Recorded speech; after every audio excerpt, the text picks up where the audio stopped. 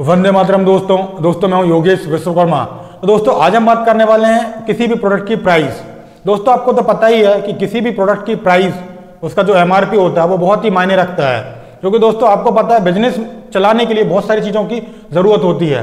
मतलब पहला तो हमारा फॉर्मूला अच्छा होना चाहिए, प्रोडक्ट अच्छा होना चाहिए, उसका रेट भी अच्छा होना चाहिए, मार्केटिंग भी होनी चाहिए, फाइनेंस भी होता है। तो दोस्तों आज आपको मैं बहुत ही इंपॉर्टेंट टॉपिक के बारे में फुल जानकारी देने वाला हूं। प्रोडक्ट की प्राइस, एमआरपी, आरआरपी और डब्ल्यूएसपी क्या होती है दोस्तों, मैं आज आपको फुल डिटेल इसमें दूंगा। दोस्तों ये 200 फार्मूला की बुक मैंने ही बनाई है और इसमें बहुत ही कमाल के 200 फार्मूला मैंने मेंशन किए हुए हैं। तो दोस्तों अगर अभी तक आपने मेरे 200 फार्मूला की बुक नहीं ली है, ये जो नंबर दिख रहा है मेरा ही है, इसमें मुझे कॉल या व्हाट्सअप करके मेरे 200 फार्मूला की बुक ले सकते हो। दोस्तों बहुत अच्छी बात यह है कि इस फार्मूला बुक में मेरी हेल्प और सपोर्ट भी है। सपोज प्रोडक्ट बनाने में कुछ भी प्रॉब्लम होती है तो मैं आपको हेल्प और सपोर्ट भी करूंगा। और दोस्तों किसी भी प्रोडक्ट की आप प्रैक्टिकल ट्रेनिंग लेना चाहते हो तो मेरा ये ट्रेनिंग सेंटर नरसिंहपुर मध्य प्रदेश में है। आप मेरे ट्रेनिंग सेंटर में आकर मेरे साथ फेस टू फेस बैठकर किसी भी प्रोडक्ट की प्रैक्टिकल ट्रेनिंग ले सकते हो। दोस्तों या तो आप अपने घर से ऑनलाइन ट्रेनिंग लेना चाहते हो तो ऑनलाइन ट्रेनिंग के लिए भी दोस्तों ये जो नंबर है इस पर मुझे कॉल या व्हाट्सएप करके ऑनलाइन ट्रेनिंग की और ट्रेनिंग सेंटर दोनों की अधिक जानकारी मुझसे ले सकते हो, ठीक है ना दोस्तों हम बात करते हैं प्रोडक्ट की प्राइस की।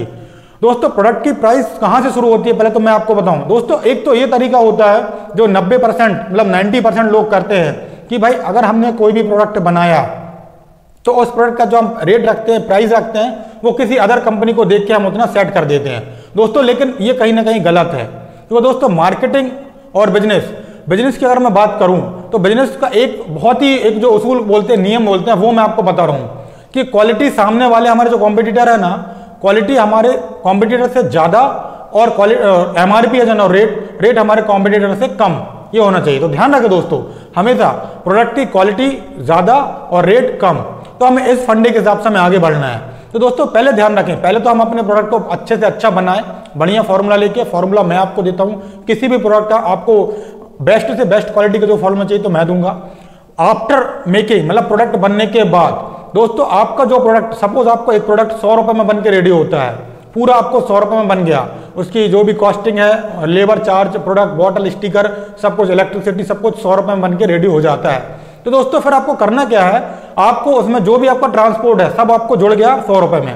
दोस्तों फिर अगली बार वो कहां जाएगा, वो बंदा वो जो आपको जो प्रोडक्ट है वो जाएगा होलसेलर के पास। तो दोस्तों आपको यहां से मैं आपको बता रहा हूं कि आपको रेट कैसे रखना है, स्टेप बाय स्टेप बता रहा हूं।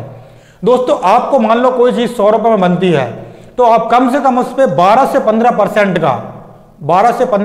का मार्जिन जरूर रखिए। मतलब अगर आपको कोई चीज 100 रुपए में बनती है तो आप उसको 112 या 115 रुपए में होलसेलर को दीजिए, ठीक है ना। फिर दोस्तों होलसेलर को जो आपका जो भाड़ा होता है वो छोड़ने के बाद दोस्तों वो कम से कम उसको 10 से 12% का मार्जिन जरूर मिलना चाहिए, ठीक है ना। तो अगर आपने कोई चीज बनाई 100 रुपए में, आपने बेची 115 रुपए में, फिर 115 रुपए में अगर आप होलसेलर को देते हो तो होलसेलर को भी कम से कम उसमें 10 रुपए मतलब 10% जरूर बचना चाहिए। 125 रुपए में वो चीज आगे वो बढ़ाए, ठीक है ना। फिर दोस्तों होलसेलर के बाद जाती है वो चीज रिटेलर को, मतलब छोटे दुकानदार को। होलसेलर जो होता है वो छोटे दुकानदार को वो चीज देता है। दोस्तों होलसेलर जब देगा छोटे दुकानदार को, रिटेलर को, तो दोस्तों उसमें कम से कम 15 से 18 इवन 20% तक का मार्जिन जरूर होना चाहिए, ठीक है ना। तो दोस्तों अगर कोई चीज 100 रुपए में बनी, आपने 115 में दी, होलसेलर ने 125 में वो चीज दी, और जब वो रिटेलर के पास जाएगी तो उसका रेट हो गया 145 रुपए, ठीक है ना। तो इससे आप समझ सकते हो कि दोस्तों 100 रुपए में कोई चीज बनी चीज है तो अब आपको उसका जो एमआरपी है या तो 145 या तो 150 रखना है, ठीक है ना दोस्तों। इसी फंडे पे आपको चलना है, ध्यान रखिए दोस्तों। अगर बीच में क्या होता है आपको पता होगा, चेन चलता है हमारा, मैन्युफैक्चरर के बाद होता है होलसेलर के बाद होता है रिटेलर मतलब छोटा दुकानदार, फिर उसके बाद कस्टमर के हाथ में वो चीज आती है। दोस्तों उम्मीद करता हूं कि आपको इस वीडियो से रेट कितना होना चाहिए, अपना मार्जिन कितना होना चाहिए, आपको सब चीज समझ में आ गया है। और दोस्तों मैं आपको बता रहा हूं एमआरपी क्या होता है, जो कस्टमर जिस चीज पर खरीदता है जिसका नाम होता है मैक्सिमम रिटेल प्राइस, ठीक है ना। और आरआरपी होता है रिटेलिंग प्राइस, जो होलसेलर रिटेलर को देता है। और डब्ल्यूएसपी होता है होलसेलर प्राइस, जो मैन्युफैक्चरर होलसेलर को देता है। तो दोस्तों ये होता है तीनों, स्टेप बाय स्टेप मैंने आपको सब चीज बता दिया है। मार्जिन कितना रखना है और उसका रेट कितना रखना है दोस्तों मैंने भी आपको ये बात क्लियर कर दी है। तो दोस्तों अब आगे से भी आप कोई भी प्रोडक्ट बनाओ तो इस बात का जरूर ध्यान रखें और उसमें कितना मार्जिन, कितना रेट रखना है इस बात का जरूर ध्यान रखें, ठीक है ना दोस्तों।